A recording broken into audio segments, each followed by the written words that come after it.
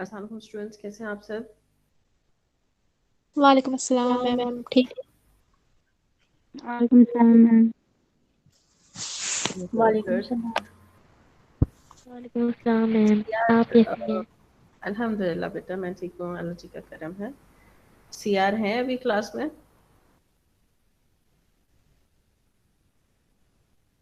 No ma'am. Okay, तो hopefully वो join कर लेंगी। बट अगर वो नहीं कर पाती हैं तो अक्सा अक्सा बीबी, आप क्लास में हो? Yes ma'am. तो आपने अटेंडेंस नोट करनी है आज की, जो प्रेजेंट थे और जो एब्सेंट थे, और आप वो नेम सीआर को भेजिएगा and CR will convey that attendance to me. Okay ma'am. Alright. Okay students, तो हम डिस्कस करते हैं कि स्पेशल एजुकेशन हमने पढ़ा था लास्ट लेक्चर। हमने उस पर एक जनरल थोड़ा डिस्कशन, लॉन्ग डिस्कशन किया था। अब आप लोग मुझे बताइए कि स्पेशल एजुकेशन क्या है और स्पेशल एजुकेशन में कितनी कितनी कैटेगरीज हैं, हम किन किन को पढ़ेंगे और किन किन को नहीं पढ़ेंगे।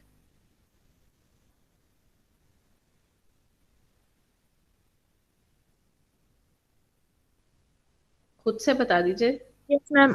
मैम आई थिंक जो मुझे पता है लग रहा है वो ये होगा, स्पेशल एजुकेशन होती है वो दो तरह के लोगों को दी जाती है। एक तो वो जिनकी आईक्यू लेवल नॉर्मल से लो होगा, हम्म। जिनमें कुछ डिसेबिलिटीज होंगी, चाहे वो मेंटली हो या फिजिकली हो।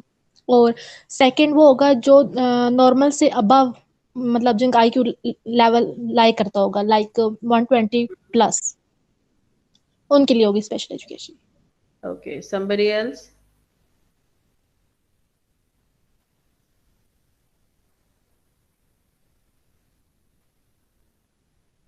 कोई और बताइए। आप लोगों को क्या लगता है, कौन क्या होते हैं, क्या होती है special education and what will be under the special education heading? Ma'am, जिनके इंटेलेक्चुअल एबिलिटीज कम होंगी, और जिस तरीके ने बात की है कि उनका आईक्यू लेवल भी कम होगा या ज़्यादा होगा।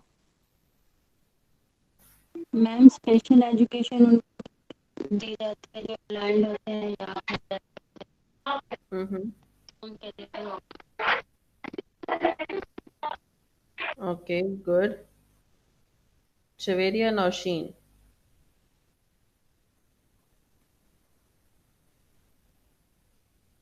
शवेरिया नौशीन, आप क्लास में हैं? यस मैम, मेरा अभी कनेक्ट हुआ, मेरा इंटरनेट इशू था तो इस वजह से। जी, इट्स ओके, नो प्रॉब्लम। आपने लास्ट लेक्चर अटेंड किया था? नो मैम, मैं एब्सेंट थी। वो ओके, मेरी आपको अम्मी की स्पेशल तबीयत। एजुकेशन के बारे में कुछ पता है? Hope she gets ma'am, fine. Special education उनके लिए होगी जिनका आईक्यू लेवल बाकी बच्चों से कम होगा, और उनको दी जाएगी। Okay, good. ऑलराइट, सो हमने डिसेबिलिटीज मैम, उसकी उनकी जी, डिसेबिलिटीज इशू प्रॉब्लम्स वगैरह को देखने के लिए। Okay. Special education is basically, special education जी सादिया बोलिए, आप कुछ कहना चाह रही हैं? दोनों तरह के बच्चों को दी जाती है। ओके। एक जिनका आईक्यू बहुत ज्यादा होगा और एक उनका जिनका आईक्यू बिलो एवरेज है। Yes, special education is not specified for those people कि जिनका या तो बहुत ज़्यादा है या बहुत कम है। हम हर उस कैटेगरी को डिस्कस करेंगे जिनको आप नॉर्मल चिल्ड्रन के साथ एक इस करिकुलम में, जिस एजुकेशन सिस्टम में आप लोग पढ़ रहे हैं उसमें बिठा के नहीं पढ़ा सकते, ठीक है? अब वो हैंडीकैप भी हो सकते हैं, फिजिकली डिसेबल भी हो सकते हैं, ब्लाइंड भी हो सकते हैं। सो आपका जो भी डिसेबिलिटी आ रही है किसी भी लेवल पे, आइदर इंटेलेक्चुअल लेवल पे है, आइदर फिजिकल लेवल पे है, आइदर मेंटल इम्पेयरमेंट के साथ है, या किसी मेंटल डिसऑर्डर के साथ है, सो आप उन सारी चीज़ों को डिस्कस करते हो इन दिस। और आपने वो वाली special education, basically you have to conduct on those procedures, और आपने उनके लिए एक ऐसा करिकुलम डिज़ाइन करना होता है। अब ओवरऑल आप स्पेशल एजुकेशन में देखते हो कि ये लोग किस तरीके से, आप कहते हैं कि इनके लिए एजुकेशन स्पेशल है, ठीक है? उनके क्या करेक्टरिस्टिक्स हैं, उनकी कौन सी ऐसी सिचुएशंस हैं, या उनका ओवरऑल किस किस्म का एक उनकी पर्सनालिटी है, कहाँ उनके करेक्टरिस्टिक्स उनके लिए प्रॉब्लमेटिक होते हैं, कहाँ उनके लिए एसेंशियल होते हैं, और ऐसी हम वील स्टडी सर्टन पर्सनालिटीज के बारे में भी हम डिस्कस करेंगे जिन्हें वो प्रॉब्लम्स थे एंड या वो जीनियस थे, उनकी एक एक्स्ट्राऑर्डिनरी अप्रोच थी जो उनको आगे चल के बहुत हेल्प आउट हुई है। अब मैं आपके साथ लेक्चर स्लाइड शेयर करती हूँ और हम अपना लेक्चर स्टार्ट करते हैं।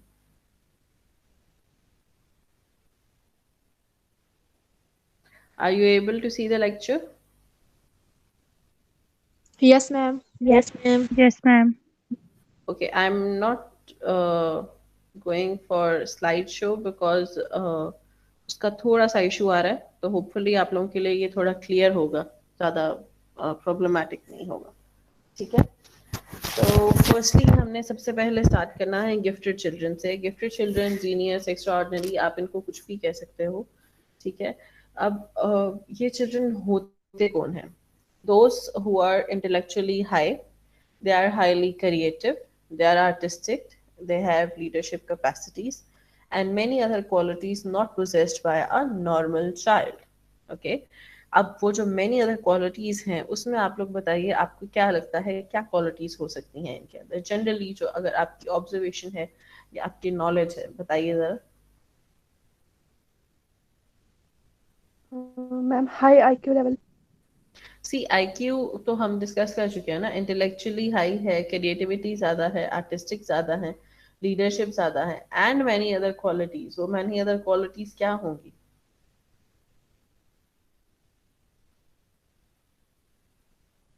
बहुत बेसिक सी बातें हैं, डेली लाइफ की बातें हैं, थोड़ा सा दिमाग लगाइए। मैम वो सोशल इंटरेक्शन उनमें ज्यादा होगा।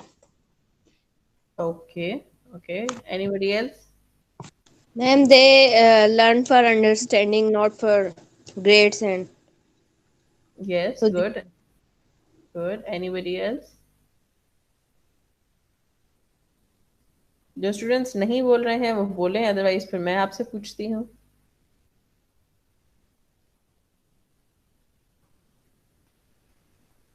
मारातिब? हाँ जी मैम। मैम मेरा यही आंसर है जो उन्होंने भी बोला ना कि ग्रेड्स के लिए नहीं करते हैं, तो इसलिए। ओके, और कोई आपको क्वालिटी नहीं लगती जो उनके अंदर हो सकती है जो that could be outshined? Ma'am daily routine के मुताबिक देखा जाए तो उनका खेलना या उनका जो एक्टिविटीज होती हैं, रनिंग, ये सब बांट सकते हैं शायद। ओके, आप and they observe a lot. Ma'am ये हो सकता है कि उनकी स्केप्टिकल अप्रोच होती है, ज़्यादा से ज़्यादा चीज़ों को रिसर्च करना उनका। ठीक है, दैट्स गुड। जिस तरीके का पॉइंट अभी किसी ने बताया है कि दे ऑब्जर्व अ लॉट, ऐसे जो जीनियस लोग होते हैं उनकी ऑब्जर्वेशन बहुत कीन होती है। ठीक है, उन्हें बहुत टाइम पीरियड तक किसी एक चीज़ की तरफ फोकस करना या उसको बहुत ज़्यादा देर तक स्टडी करना या उस पर बहुत ज़्यादा कॉन्सेंट्रेट करने की रिक्वायरमेंट नहीं रहती, बिकॉज उनका जो एक अंडरस्टैंडिंग एबिलिटी है, जो उनकी एक ऑब्जर्वेशन एबिलिटी है, वो बहुत अच्छे तरीके से चीज़ों को ऑब्जर्व करके लर्न कर सकते हैं। ठीक है, ऐसे लोगों की मेमोरी बहुत शार्प होती है। जीनियस चिल्ड्रन की मेमोरी बहुत शार्प होती है। अगर आप उनको सर्टन टाइम पीरियड देंगे, अगर आप एक नॉर्मल चिल्ड्रन के साथ उसको बिठा के, एक चाइल्ड के साथ एक बच्चे को, एक जीनियस चाइल्ड को बिठाते हैं और आपने 10 वर्ड्स का एक सेट दोनों को दिया है and you have given 15 minutes for them, तो maybe it is a possibility कि जो नॉर्मल चाइल्ड है वो कहीं ना कहीं किसी एक कोई शायद उसकी सीक्वेंस ऊपर नीचे हो जाए। आई एम नॉट सेइंग कि वो नहीं कर पाएगा, ही कैन डू दैट, लेकिन द पॉइंट इज कि कभी कभार हो सकता है। बट जो जीनियस चाइल्ड होते हैं उनकी ऑब्जर्वेशन इतनी स्ट्रांग है, उनकी मेमोरी इतनी स्ट्रांग है, दे एग्जैक्टली नो कि what word comes after the other. उनको वो प्लेसमेंट्स तक याद होती हैं, उनको एंडिंग पॉइंट्स तक याद होते हैं कि कहाँ पे एंड हो रहा है, किस जगह से नेक्स्ट स्टार्ट हुआ है। सो ऐसे लोग बहुत अच्छे तरीके से चीज़ों को ऑब्जर्व करके लर्न कर सकते हैं, चीज़ों को मेमोराइज अच्छे तरीके से कर सकते हैं। इन लोगों की जो ओवरऑल सेंसेस होती हैं वो बहुत ज़्यादा वर्क करती हैं as compare to normal individuals के। हम लोगों को क्या है कि हम जब एक सर्टन इन्वायरमेंट में हैं, बहुत सारे स्टिमुलस हमारे पास प्रेजेंटेड होते हैं और उनमें से we are focusing on one particular stimulus जिसकी तरफ हम ध्यान देना चाहते हैं। But gifted children can at a time focus on two or more stimuluses as well. They can multitask because they are able to do that. बहुत सारे gifted children इस किस्म के होते हैं that who are able to write with both the hands. वो दोनों hands को यूज कर सकते हैं, राइटिंग भी उनसे कर सकते हैं, और वो अपनी बाकी जो डेली लाइफ यूजेज है उनके हैंड्स की, वहां पे भी दोनों हाथों को इस्तेमाल कर। आप उसको जीनियस कैटेगरी में सिर्फ इसलिए लेके आते हो बिकॉज वो उस पर्टिकुलर एक फीचर का या उस एसेट का इस्तेमाल अपनी अंडरस्टैंडिंग के लिए, अपनी इन्हेंसमेंट के लिए, अपनी ग्रोथ के लिए करते हैं। ठीक है, तो ये कुछ कॉमन बेसिकली क्वालिटीज हैं जो मैम इनकी इमेजिनेशन भी अच्छी होती होगी। क्या चीज अच्छी होती होगी? इमेजिनेशन, स्ट्रॉन्ग इमेजिनेशन होगी। या ऑब्वियसली इनकी एक मेंटल रिप्रेजेंटेशन जो इनका किसी भी एक पर्टिकुलर चीज का होगा, that would be a strong imagination obviously, because वो कोई भी चीज किसी को भी एक पिक्चर चीज फॉर्म में लेके आ रहे हैं या स्टोरी फॉर्म में लेके आ रहे हैं, they are have that better understanding to depict whatever it is.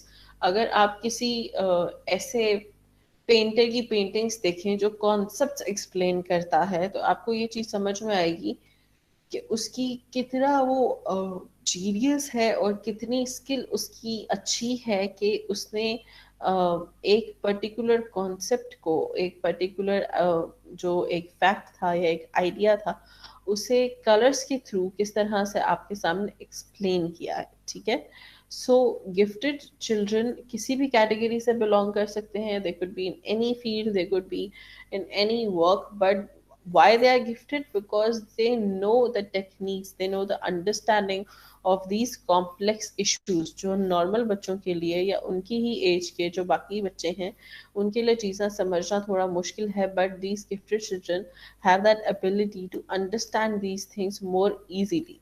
ठीक है, okay, so the introduction is clear? Yes, ma'am. Yes, madam. Okay. Now we'll move to the IQ scales. Jin IQ scales की हमने बात की है, average IQ is definitely आप 100 कह सकते हो, या it would be 110 के around आपका जो IQ होता है, that would be an average IQ. अब जो गिफ्टेड स्टूडेंट्स हैं उनमें 3 कैटेगरीज एक्सप्लेन की गई हैं। This is by one research, 1 or 2 research जो की गई थी। इट्स नॉट स्पेसिफिकली कि यही IQ लेवल फॉलो किया जाता है, हर जगह डिफरेंट डायमेंशंस होती हैं, बट जो कुछ रिसर्चेस में ज़्यादा वाइडली यूज़ किया गया है ये वो IQ स्केल्स हैं, that's why I have coated them over here. आप लोगों को स्लाइड कलर्स या राइटिंग से कोई इशू तो नहीं हो रहा? Is the written material visible to all of you? Yes, ma'am. Visible है. Okay, No issue. आप बहुत लेजी साउंड कर रहे हो। मैम मेरी तबीयत ठीक नहीं है. ओके, गेट वेल सून बेटा। आपकी जो गिफ्टेड स्टूडेंट्स हैं उनकी 3 कैटेगरीज डिवाइड की गई हैं, is mildly gifted students, moderately gifted students and highly gifted students. जो माइल्डली गिफ्टेड स्टूडेंट्स हैं उनकी range they have explained it from 115 to 129. Moderately gifted students की range is 130 to 144 and highly gifted students 145 to 159. अब आप इन तीनों categories में किसी भी कैटेगरी में अगर कोई एक पर्सन लाइक करता है, आप उसे गिफ्टेड स्टूडेंट तो कंसिडर करेंगे ही, साथ में आप उसका जो लेवल है आप उसको देखेंगे कि वो किस लेवल में फॉल कर रहा है, किस कैटेगरी में फॉल कर रहा है, वो माइल्ड है, मॉडरेट है, हाई है। उसके अलावा भी बहुत सारे लोगों ने डिविजन्स दी हैं, जिस तरह से हमने पहले भी पढ़ा था कि हर डिफरेंट इंडिविजुअल जिसने इस पर्टिकुलर एस्पेक्ट पे काम किया होगा उसने अपनी रेंजेस दी होंगी, उसने अपनी आइडेंटिफिकेशंस की होंगी कि किस पर्टिकुलर एज ग्रुप के साथ कौन सा लेवल आता है। एवरेज भी हैं, माइल्ड भी हैं, मॉडरेट भी हैं, हाई भी हैं, सुपीरियर भी हैं। सो ये सारी डिविजन्स आपको बहुत ज़्यादा इंटरनेट पे इजीली अवेलेबल होती हैं। ये सर्टन एक थोड़ा सा स्टैंडर्ड डिवीजन थी जो अवेलेबल है, that's why I have coated it over here. अब हम डिस्कस करते हैं कि हमने जैसे बात की थी कि कुछ कैरेक्टरिस्टिक्स होते हैं हर कैटेगरी के, तो गिफ्टेड चिल्ड्रन के क्या कैरेक्टरिस्टिक्स हैं। फर्स्टली हम देखेंगे characteristics of male gifted children, मतलब लड़कों में क्या कैरेक्टरिस्टिक्स आते हैं. They dislike schools, they dislike teachers and things they are uninteresting. They does little homework. He dislikes physical education and seldom engages in team sports. He is regarded as radical or unconventional. He often wants to be alone to pursue his own thought. ये particular कुछ characteristics हैं 5 to 6. Ma'am क्या आपने कभी radical कोई ऐसा mean बच्चा? जी जी. Radical और unconventional mean radical and unconventional mean के आप ऐसे बिहेवियर्स और ऐसे सर्टेन एस्पेक्ट्स रखते हैं जो उनकी एज ग्रुप के लिए अप्रोप्रिएट कंसिडर नहीं किए जाते, और लोग कहते हैं कि it's quite mature as compared to what they are expected to do. Understood? Yes ma'am. So ma'am आप लोगों आपको को एकेडमिक में भी माइंड कोई एग्जाम्पल आती है जो ऐसे कैरेक्टरिस्टिक्स के साथ कोई बच्चा हो? एनीबडी आपने कभी देखा है? मैम ये तो रोज ही देखते हैं, इधर सारे बच्चे ही ऐसे ही हैं. नहीं, सब बच्चे ऐसे नहीं होते. मैम इधर जो इधर सरकारी स्कूल है यहाँ के सारे बच्चे ऐसे ही हैं, डिसलाइक ना, करते हैं. no, the बॉयज जो होते dislikability, हैं that's वो what okay, the dislikability that we are talking is extreme. Okay, ऐसी नहीं है कि फिर आप स्कूल चले जाओगे और आप थोड़ी सी डांट सुन के थोड़ा बेहतर बिहेव करोगे. They are extremists. वो हर चीज को, हर फीलिंग को, हर इमोशन को एक्सट्रीमली शो करते हैं. If they dislike school they will drop out from the school, they won't go to the school. If they dislikes the ma'am teachers, वो दीवार दीवार टाप के ना घर आ जाते हैं वापस. बेटा there are certain students as well जो excuses देते हैं because उन्हें पढ़ना नहीं है या उनकी एक overall preferences different है. उनमें और gifted children में फर्क होता है because gifted children का जो characteristics हैं वो, अगर वो homework नहीं कर रहा है, वो schools में interested नहीं है, ये नहीं है, because they are more interested in other activities. अब वो जो एक्टिविटीज हैं वो यहाँ पे इसलिए डिटेल में एक्सप्लेन नहीं है बिकॉज वो हर इंडिविजुअल और हर चाइल्ड टू एक से दूसरे चाइल्ड में वेरी करती हैं. हो सकता है आपको कोई एक ऐसा गिफ्टेड चाइल्ड मिलेगा मेल जिसमें ये सारे कैरेक्टरिस्टिक्स होंगे या most of these characteristics would be available in him and he is interested in, यहाँ पे मेंशन है that he dislikes physical education and seldom engages in team sports. उसको टीम स्पोर्ट्स खेलने में प्रॉब्लम होती है but he is very much interested in other sports activities जहाँ पे वो अकेले प्ले कर सकता है. he might be very much interested in playing tennis or table tennis or snooker and other sports जहाँ पे वो individually he can lead or he himself is one team who is there to win or who is there to play. Okay, he often wants to be alone to pursue his own thought. अब ये आप देखें कि normal बच्चों में कभी ये characteristics आपको मिलेगा? बच्चों का मोस्टली क्या होता है, they want somebody to be with themselves, either their friends, either their parents, either their siblings, but these gifted children do not want anybody's presence. Okay, they are alone warriors. They can pursue their ideas, they can pursue their dreams themselves. उन्हें वो risk लेने में problem feel नहीं होती. They want to take those particular risk जो उनके रास्ते में आते हैं, वो उनको प्रॉपरली हैंडल करते हुए वो सारी चीज़ों से गो थ्रू होते हैं और हर चीज़ को बहुत अच्छे तरीके से अपनी लाइफ में अकम्प्लिश करने की कोशिश करते हैं. ठीक है, समझ में आ रहे हैं कि ये डिफरेंसेस किन बेसिस पे हो सकता है?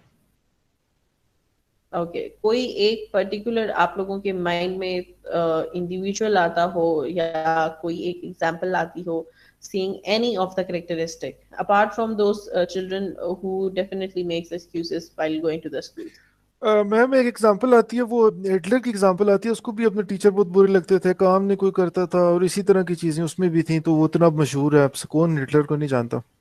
Yes, definitely, because उनका सिर्फ ये इशू नहीं था कि उन्हें टीचर्स पसंद नहीं थे, उन्हें स्कूल पसंद नहीं था. He was very much interested, वो जहाँ पे आता है ना radical and unconventional, उनके जो thought procedures थे, they were very much high above the average level जिस जिस एज लेवल के वो उस टाइम पे थे, and he used to discuss and he used to give ideas and concepts जो उस क्लास के लेवल पे नहीं थे, which used to irritate the teachers.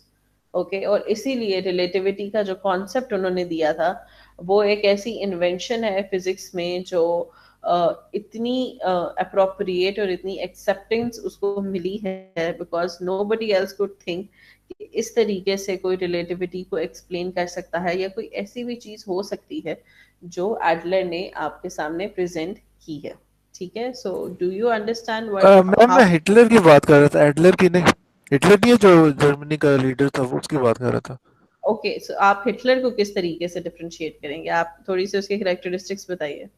अब यानी कि वो इतना मशहूर है पूरी दुनिया में, अब कोई कोई बंदा नहीं है जो हिटलर को ना जानता हो, और वो उसमें यही कैरेक्टरिस्टिक्स सारी थी जो इधर लिखी हुई है। ओके, क्या उसकी कुछ ऐसी और आप मुझे बता सकते हैं कि उसकी लाइफ हिस्ट्री के मामले में थोड़ा बहुत आप थोड़ा सा डिस्क्लोज कीजिए कि उसका ओवरऑल चाइल्डहुड कैसा रहा है और क्या चीज, so that we can better understand these characteristics. हाँ, आप जहाँ भी पढ़े ना, उन्होंने लिखा हुआ है, जिस भी लिटरेचर में पढ़े तो उसमें लिखा हुआ है कि उसको हमेशा अपने टीचर्स बहुत बुरे लगते थे, और वो हमेशा वो हमेशा ये चाहता था कि वो स्कूल से उसकी जान छूट जाए, स्कूल नहीं जाता था। और इसी तरह की ये जो लिखी हुई है ना, और होमवर्क वगैरह नहीं करना, और इस तरह की चीजें जो सब कुछ लिखा हुआ है, ये होता था उसमें। थॉट प्रोसीजर्स के बारे में कोई आइडिया है आपको?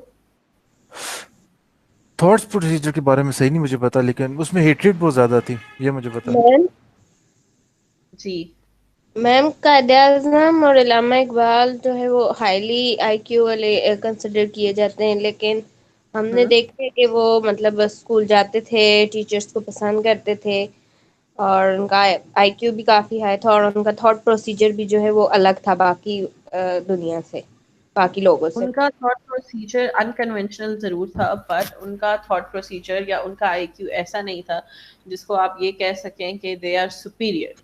दे have excelled in the particular IQ range जिसमें वो फॉल करते थे। They were in a very good IQ range. ठीक है, आप जिसको या तो एक्सेलेंट आईक्यू कह सकते हो या गुड आईक्यू कह सकते हो, they were following in that particular category. आप उनको गिफ्टेड इसलिए नहीं कहेंगे बिकॉज गिफ्टेड का मतलब ये है कि यू वर एक्स्ट्रा ऑर्डिनरी। ठीक है, अल्लामा इकबाल और कायदे आजम हम उनको रेवोल्यूशनरी कहते हैं।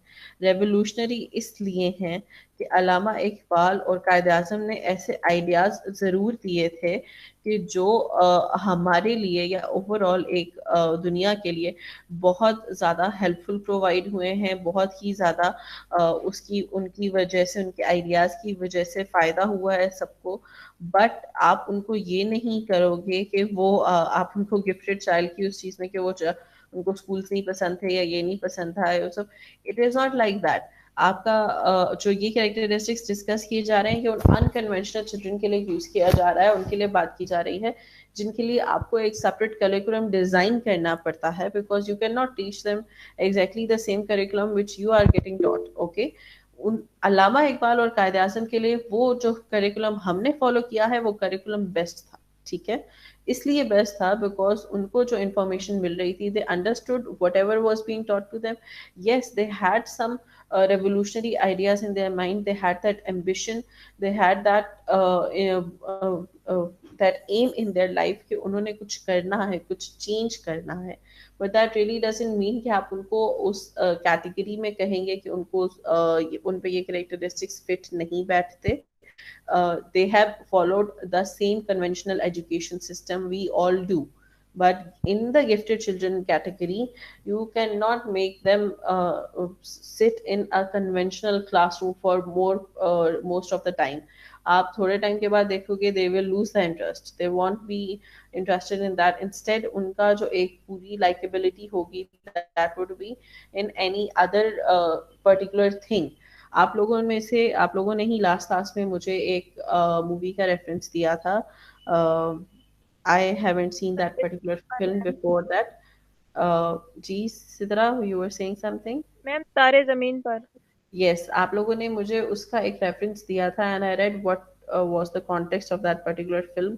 So that child was dyslexic, उसको डिसलेक्सिया था, that was mental disorder. Okay, आप उसको इंटेलेक्चुअल लर्निंग डिसऑर्डर्स में लेके आते हो और उस पर्टिकुलर डिसऑर्डर की वजह से वो ये सारे करेक्टरिस्टिक्स को पूरे तरीके से फिल आउट करता है, उसमें ये सारे करेक्टरिस्टिक्स मौजूद हैं।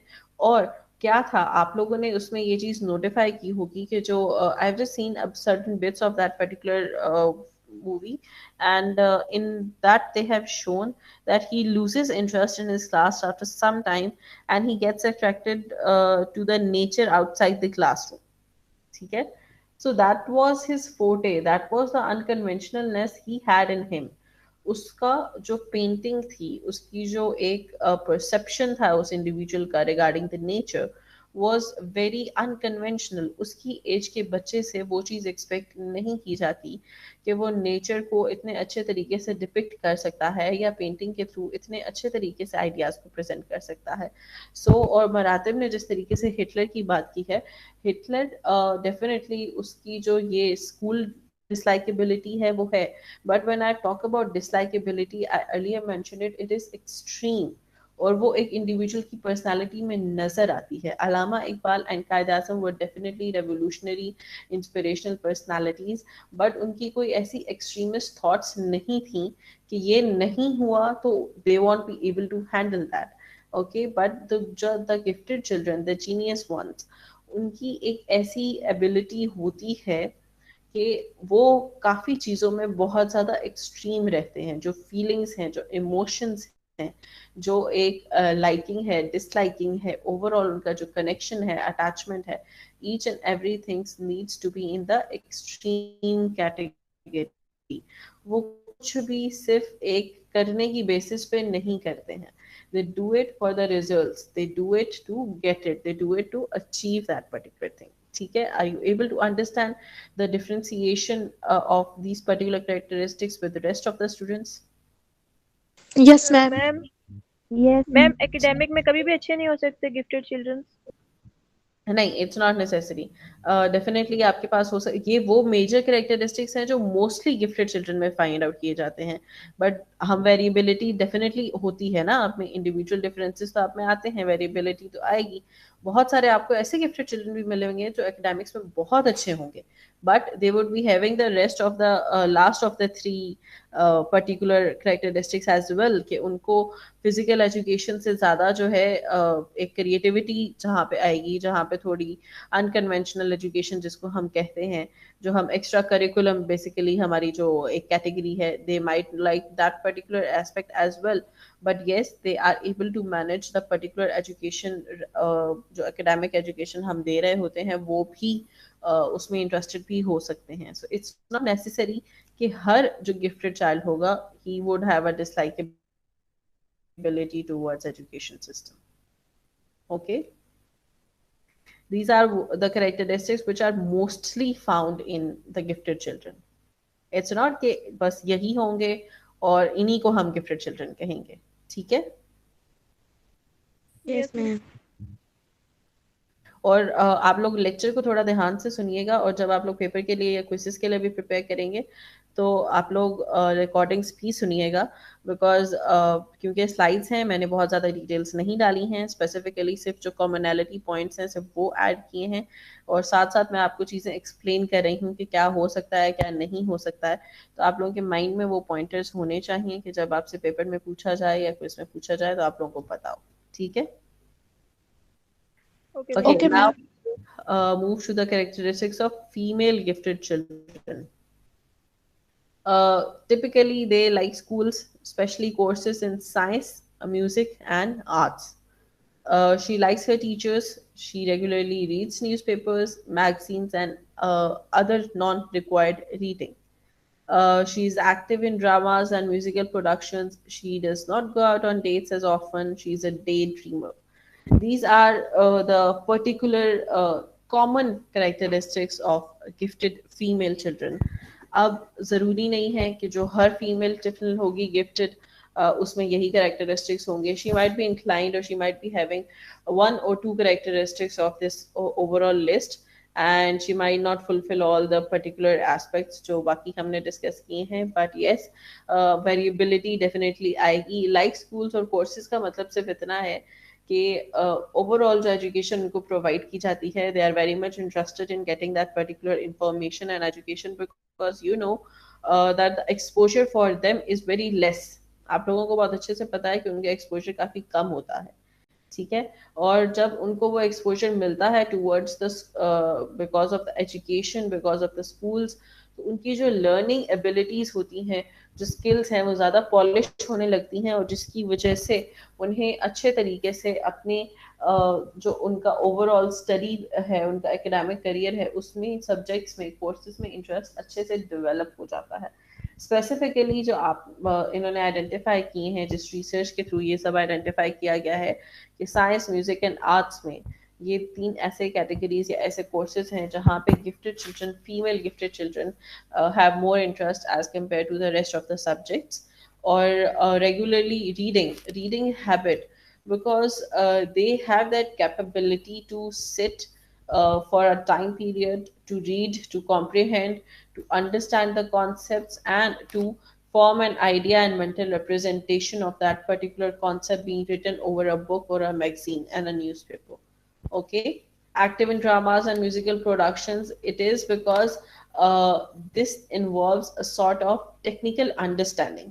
आप लोगों ने कभी देखा है कि हम जब बात करते हैं कि आप कभी किसी मूवी को देखते हो, किसी ड्रामा को देखते हो, कोई प्ले देखते हो, थियोरेटिकल प्लेस देखते हो, कॉलेज प्लेस होते हैं या म्यूजिकल कॉन्सर्ट्स होते हैं, आप लोग ये चीज़ ज़रूर डिटरमिन करते हो, being a general public and an audience, जब आप देखते हैं आपको कहीं पे किसी का कोई फॉल्ट लगता है या आपको लगता है कि यहाँ पे शायद इससे थोड़ी सी मिस्टेक हो गई है, so you are like a he और she is not fit for this particular category. वो assumption आती है आपकी या नहीं?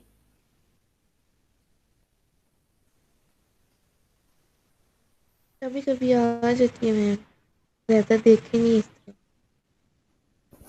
ओके, मैम मिस्टेक्स तो हो जाती हैं।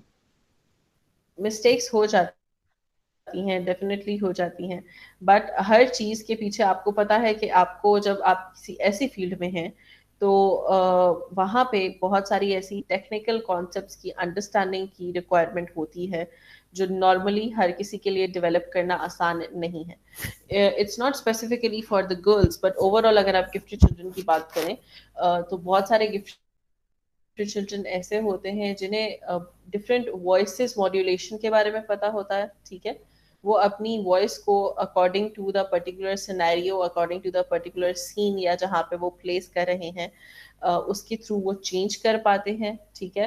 वो एक इंटरेस्ट लेवल डेवलप करने के लिए एक ऐसी इम्प्रोवाइजेशन ऐड ऑन कर सकते हैं जिसकी वजह से एकदम से आप ऑडियंस की अटेंशन को सीख कर सकते हो, और इतना ज़्यादा वो ऑडियंस उस चीज़ की तरफ अट्रैक्ट हो सकते हैं that you are able to maintain that particular attention for a longer period of time, ठीक है। their body languages, their gestures, their understanding to use those particular instruments जो इन particular categories में involved होती हैं, वो बहुत ज़्यादा sharp होती है, ठीक है। हाँ, आप लोगों ने देखा है कि my personal experience with one of the particular individuals is like this कि he was a gifted child, and he could speak 9 to 10 languages जो already existing है. He made one of his own language as well. He made one of the writing style. Then he used to play musical instruments very sharply without any training, without any courses done. और musical instruments में variability इतनी ज़्यादा थी that on one hand he was able to play guitar and on the other hand he was able to play violin, ठीक है। and all those things were quite different. और उसके साथ साथ ही excellent in studies, he was able to accomplish all the ideas. That's what I was saying कि variability हर जगह पे आपको मिलेगी। ये नहीं होता कि जो characteristics mention है exactly ये सब में होंगे, आपको variability मिलती है। He was excellent in his studies. He had 4 to 5 degrees in his hand, and apart from that many other skills. He was efficient in all the skills either that are specified for females or for males.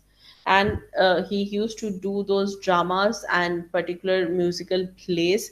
और वो जो musical और drama plays होते थे ना, the concept that whole drives that particular plays, वो जो concept है वो लिखने से लेके execution तक प्रॉपरली उसको इम्प्लीमेंट करते हुए प्रेजेंट करने तक वाज हिज ओन कॉन्सेप्ट। ठीक है, so are you getting कि how these मैम gifted इसको children इस तरह like भी कह सकते हैं ना कि इसको इस तरह भी कह सकते हैं ना कि जो बच्चे जो है नॉर्मल कर्व से ज्यादा है, जिस तरह हमने हिटलर की बात की, कायद आजम की बात की, वो तो नॉर्मल कर्व के अंदर ही है ना। तो ये जो आप बच्चे की बात कर रही हैं, ये बस नॉर्मल से ज्यादा एक्सट्रीम की तरफ है, इसलिए इनको गिफ्टेड कहा जाता है। Exactly, that's what I was saying. कि whatever the feelings, whatever the accomplishments they have, whatever the characteristics they have, they are on extreme category. हम उनको normal category, normal curve के अंदर नहीं लेके आ सकते because they are extremist. वो उस normal curve की range से बहुत बाहर जाते हैं। ठीक है, और आप लोगों ने एक और कभी आप लोगों ने ये पॉइंट सुना है कि जो मोस्टली गिफ्टेड चिल्ड्रन होते हैं they do not have a very long life. Have you ever heard this particular concept? Ma'am वो इरफा करीम नहीं सुना। यस मैम, लॉन्ग लाइफ का तो नहीं सुनना, लेकिन ये सुनना है कि ज्यादातर जो है वो तन्हाई का शिकार रहते हैं और अक्सर जो है वो खुदकुशी कर लेते हैं एंड पे। Okay, okay. So definitely isolated तो वो रहते ही हैं because they are not very much accepted by the society. क्योंकि सोसाइटी को चेंज इतना ज़्यादा पसंद नहीं है। अब चाहे वो कोई भी सोसाइटी हो, इट्स नॉट स्पेसिफिकली एशियन और वेस्टर्न, आप किसी भी रेंज की बात करें तो वहाँ पे चेंजेस डेफिनेटली प्रॉब्लमेटिक होते हैं। कहीं पे भी आप चेंज लाने की कोशिश करोगे तो प्रॉब्लमेटिक होगा। एंड येस, एक्स्ट्रॉर्डनरी लोगों के साथ एक थोड़ा ये it's an observation, it's not a fact which I can say this, but it was an observation by particular some people that all over the world, when they have conducted particular surveys, they have identified that the people who are in extraordinary category or who are gifted as a child by birth, they do not have that long lifespans as compared to the normal people. That normal people do live for approximately, their lifespan would be 60 years, which was considered at least 10 years before ago. But at that particular time, even extraordinary children and extraordinary people were considered to have a lifespan of around 45 to 50 years, not more than that. Okay, so ये एक assumption है, ये कुछ findings हैं, but they are not the facts जिनको हम state कर सकें या हम उन्हें quote कर सकें और हम कह सकें कि ये ऐसे ही होता है. That is why that particular information is not included in your lecture. All right, so till the characteristics, everything is understood? Yes ma'am. Yes ma'am. Yes ma'am. Okay, moving forward, हमें देखना है थोड़े से emotional characteristics क्या होते हैं gifted children के, and it's not gender specified. Day dreamer, okay, day dreamer, जाहिर सी बात है आप लोगों को पता है कि डे ड्रीमिंग क्या होती है? किसी को कोई आइडिया कि डे ड्रीमिंग क्या है? दिन में ख्वाब देखना मैम। हाँ, इमेजिनेशन मैम।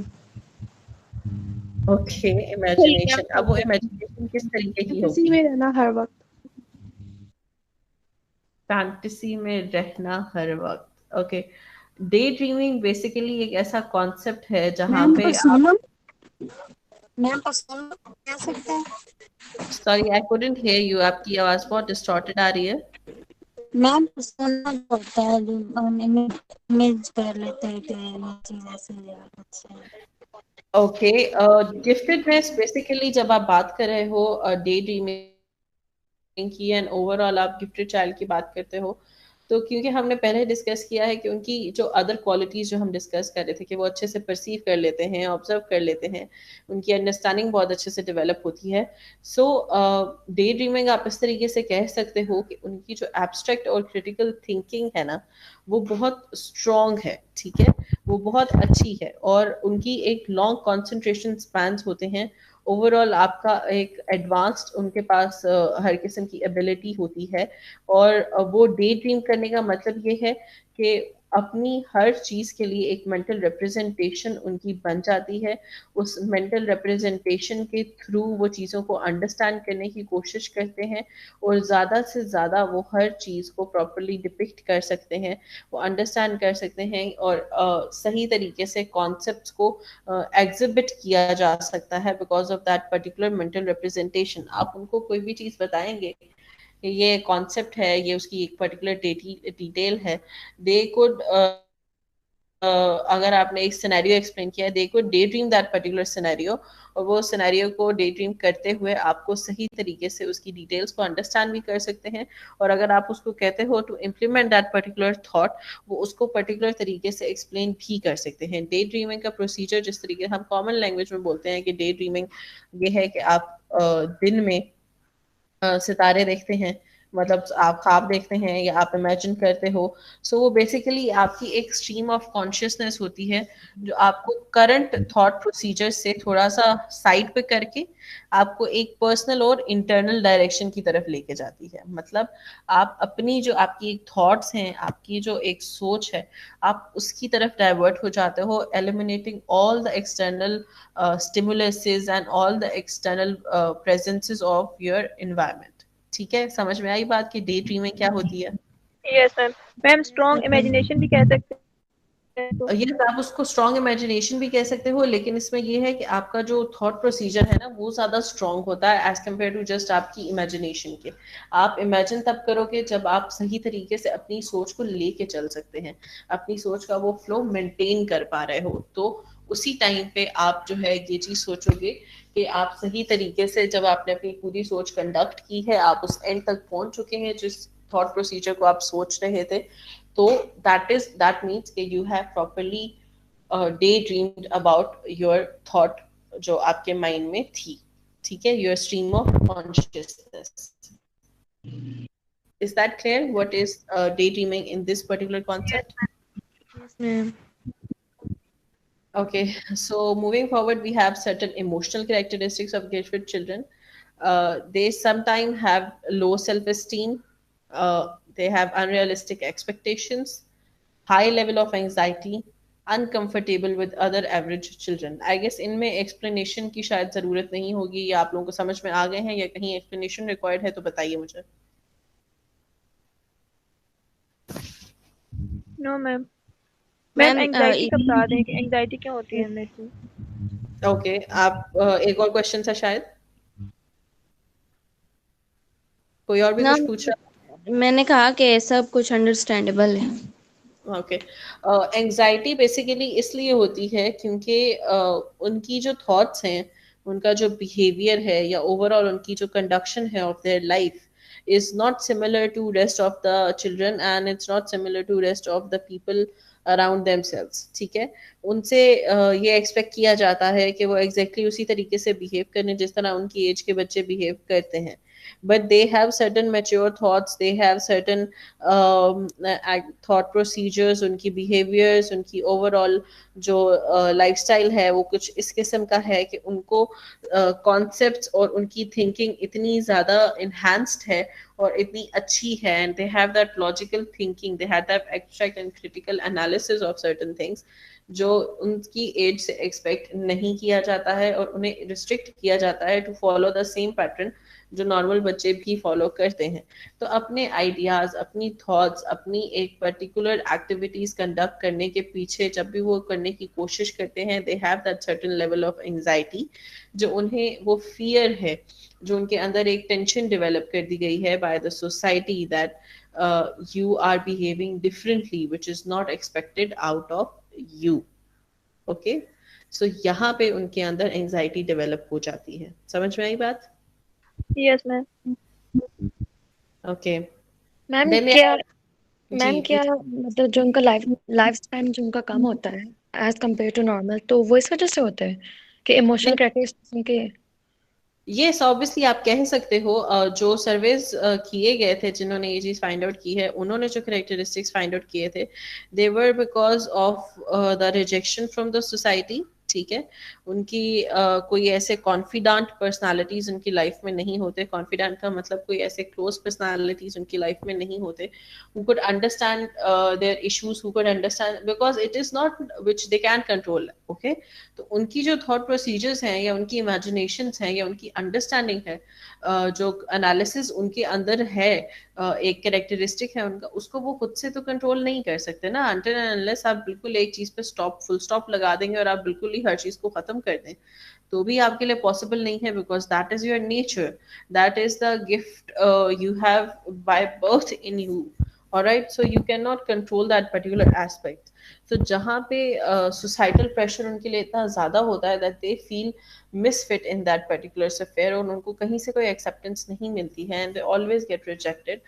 So ऐसी situation में बहुत सारे लोग इस तरीके से behave करते हैं, जिस तरह सादिया ने बात की है कि some people do commit suicide as well. सो ये भी फाइंड आउट किया गया है कि लोग सुसाइड कमिट कर लेते हैं। ये भी फाइंड आउट किया गया है कि क्योंकि उनकी मेंटल कैपेसिटीज वो बहुत ज़्यादा यूज़ करते हैं, अपनी मेंटल जो उनकी एबिलिटीज़ हैं उनका यूसेज बहुत ज़्यादा होता है, तो some time that situation creates a pressure in themselves and they die early age compare to the other people. But this is not a fact. आप ये नहीं कह सकते हो कि ये फैक्ट है। This is still an assumption which might be superstitious or which might not be superstitious. Okay, so it is not a quote. Do you understand that difference? Yes ma'am, आगे समझ। Okay, moving forward we'll see particular problems faced by these gifted children.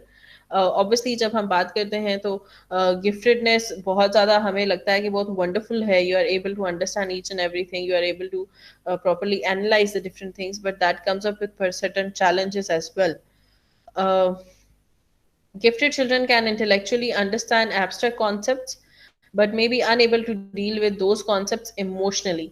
अब आपको कहीं पे कोई abstract concept का मतलब ऐसा कोई भी कॉन्सेप्ट होगा जहाँ पे आपने बस आपकी एक अंडरस्टैंडिंग आपको चाहिए, आपने लॉजिक्स आपको मिल जाते हैं, आप उन लॉजिक्स की बेसिस पे आप उनको पूरे तरीके से अंडरस्टैंड करने की कोशिश करते हो और आप उस पूरे कॉन्सेप्ट को सही तरीके से आइडेंटिफाई कर लेते हैं। एब्स्ट्रैक्ट कॉन्सेप्ट्स वो एक आइडिया होंगे जहाँ पे आपको कोई फिजिकल फॉर्म की रिक्वायरमेंट नहीं होगी और आप अच्छे तरीके से चीज़ों को आइडेंटिफाई कर पाओगे, उन्हें अंडरस्टैंड कर पाओगे, उनको कम्युनिकेट कर पाओगे। So that is abstract intelligence भी, जिसको हम कहते हैं कि आपकी इंटेलिजेंस अगर होती है, that you are able to identify, understand and communicate certain concepts, you are abstractly intelligent. So उनकी जो एब्स्ट्रैक्ट कॉन्सेप्ट की अंडरस्टैंडिंग है वो बहुत अच्छी है, लॉजिकल थिंकिंग बहुत अच्छी है, लेकिन वो उन कॉन्सेप्ट्स को अगर इमोशनली डील करने की कोशिश करेंगे या उनके बारे में उनकी इमोशनल नेचर को अंडरस्टैंड करने की कोशिश करेंगे, सो वहाँ उनके लिए प्रॉब्लम आ जाएगी, like leading to intense concerns about death, future, sex and the other advanced issues. जहाँ पे आप रिलेशनशिप्स की बात करते हो, आप लाइफ एंड डेथ की बात करते हो, आप फ्यूचर की बात करते हो, that how you need to accomplish something, how you have to behave in future, how you have to lead your life in future, what should be the lifestyle, what should be the stability that you need in your life. So ऐसे जो concepts होते हैं उनको understand करना जहाँ पे emotionality involve है, वो इन लोगों के लिए मुश्किल है, बिकॉज आप लोगों को भी पता है कि जब इमोशनल कॉन्टेक्स्ट में बात हो रही है, there is no logic in that particular emotion. But in abstract and critical concepts, logics or facts and figures होते हैं which are easy for them to understand, but the emotional concepts are difficult for them. ठीक है, समझ में आई बात?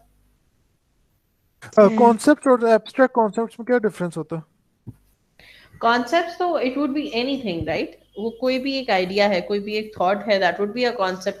कोई भी एक थ्योरी है, उसको आप कॉन्सेप्ट कह सकते हो। एब्स्ट्रैक्ट थॉट ऐसा कॉन्सेप्ट होगा जहाँ पे आपको किसी फिजिकल फॉर्म की उसको एक्सप्लेन करने की ज़रूरत नहीं पड़ती है और आप इजीली चीज़ों को, मतलब आपके पास लॉजिक्स प्रोवाइड होते हैं, आपके पास एविडेंसेस होते हैं उस चीज़ को एक्सप्लेन करने के लिए। और एब्स्ट्रैक्ट कॉन्सेप्ट्स की एबिलिटी का मतलब है कि आप अच्छे तरीके से उस चीज़ को आइडेंटिफाई कर रहे हो जो वो आपको बताने की कोशिश कर रहे हैं, आप उसे अंडरस्टैंड कर रहे हैं और फिर आप में इतनी अच्छी अंडरस्टैंडिंग डेवलप कर ली है कि आप उस आइडिया को कम्युनिकेट भी कर सकते हो टू एनीबडी एल्स। ठीक है, ये डिफरेंस आएगा कॉन्सेप्ट और एब्स्ट्रैक्ट कॉन्सेप्ट्स में। Manadev, is that clear? ठीक ही है, सही नहीं समझ आया बस। ठीक है, ओके बेटा, कॉन्सेप्ट्स आप बताओ, आपके हिसाब से कॉन्सेप्ट्स क्या हैं? अब जिस तरह सन हो गया, डेथ हो गया, हेवन हो गया, इस तरह। ओके, एब्स्ट्रैक्ट कॉन्सेप्ट्स आपके हिसाब से क्या हो सकते हैं? सही नहीं समझ आया, मुझे नहीं समझ आपको आ रही। Abstract concept is an idea. I'm telling you the definition of abstract concept, okay? Abstract concept is an idea that people can understand that has no physical form. You are telling concept sun is a concept.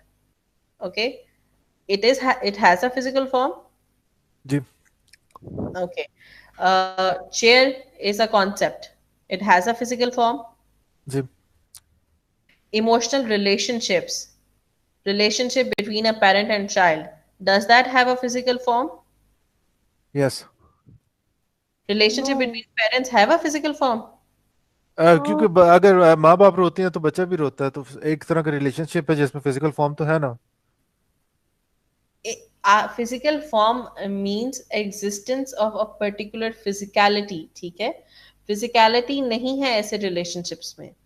It is your emotions, it is your feelings. Rona is your feelings, is your association. It doesn't have a physical form.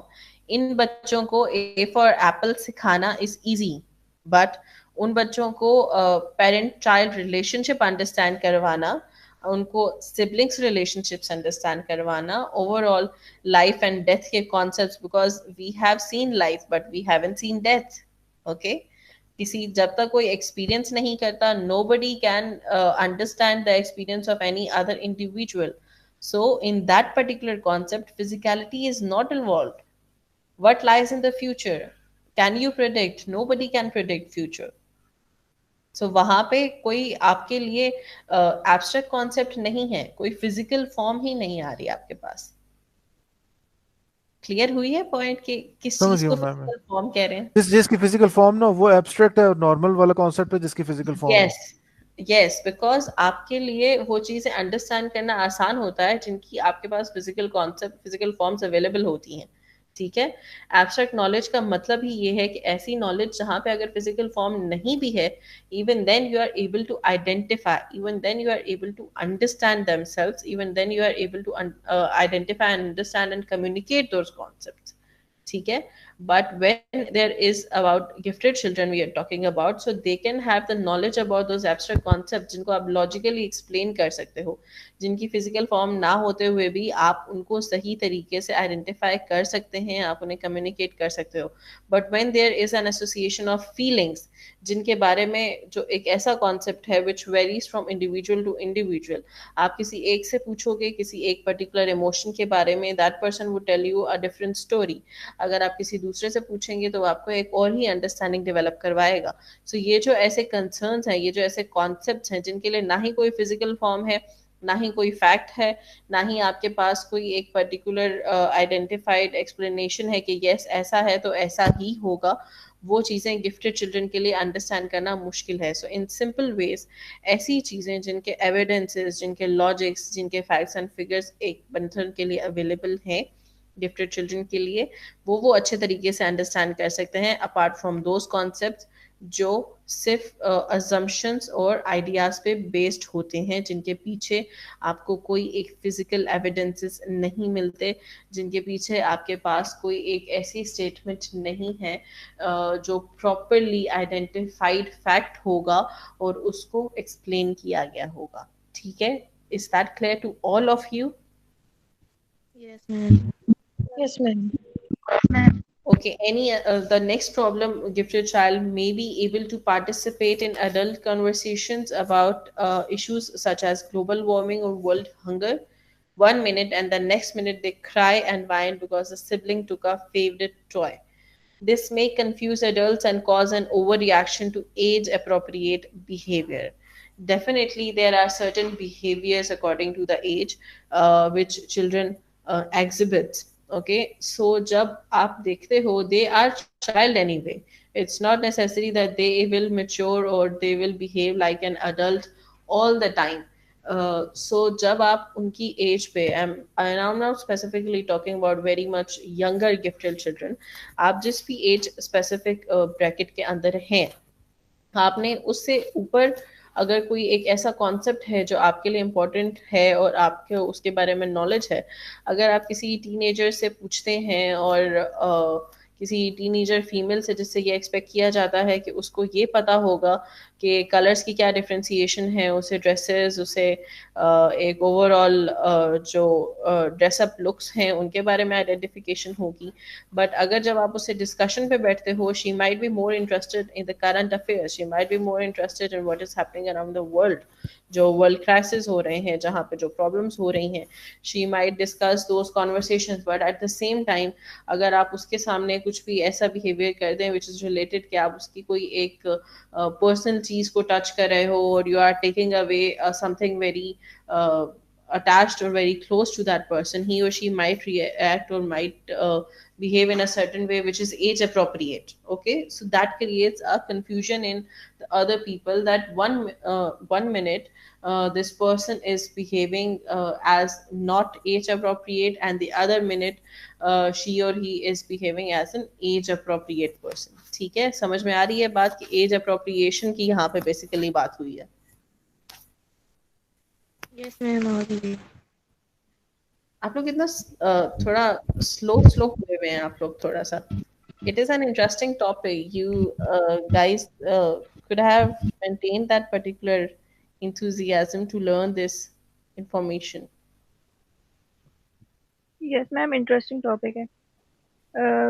Ma'am, I have a question जी जी। कि IQ को increase किया जा सकता है या फिर इसका कोई रिलेशन है एजुकेशन से?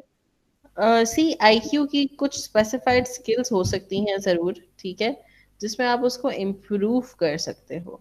अब वो इम्प्रूवमेंट कितनी होगी या वो इम्प्रूवमेंट किस तरीके से आपके लिए इफ़ेक्टिव हो सकती है, वो कोई फैक्ट फाइंड आउट नहीं है। हमेशा यही कहा जाता है कि जिस IQ के साथ आपकी बर्थ हुई है, you are in that particular category only, और आप उसको कुछ हद तक जो IQ रिलेटेड स्किल्स हैं उनको यूज़ करते हुए आप उसको इम्प्रूव कर सकते हैं। लेकिन वो कितना इम्प्रूव होगा या वो कितना आपके लिए बेनिफिशियल है, उसके रिजल्ट्स वेरीड हैं। ठीक है, ओके मैम। मैम, एजुकेशन का इससे कोई ओके, सो नेक्स्ट प्रॉब्लम है दैट एजुकेशन आपकी IQ को जाहिर है स्टेबल जरूर करती है, आपके IQ की स्किल्स को पॉलिश जरूर करती है, बिकॉज आप उन्हें यूज कर रहे होते हो time and again. But definitely आप ये नहीं कह सकते कि आप उसकी वजह से शायद आपका IQ बहुत ज़्यादा इंक्रीज हो जाए और आप एक कैटेगरी से दूसरी कैटेगरी में शिफ्ट कर जाओ। It happens in those cases जहाँ पे आपका पूरा focus and each and everything is on your education, और आप सही तरीके से हर IQ रिलेटेड स्किल को यूज कर रहे हैं to learn more, to make your intellectual level as competent and as high as the other student who can easily understand and do these particular concepts. ठीक है, so आप कर सकते हो, but what would be the variability, वो difference रहेगा, क्योंकि किस हद तक होगा किस हद तक नहीं होगा, that is not a particular identified concept. ठीक है बेटा? Yes ma'am. Okay, so the last problem जो discussion है, जो major problem है, is that gifted children's physical development may lead to an inability to complete a task they are capable of intellectually envisioning. This can lead to extreme frustration and acting out.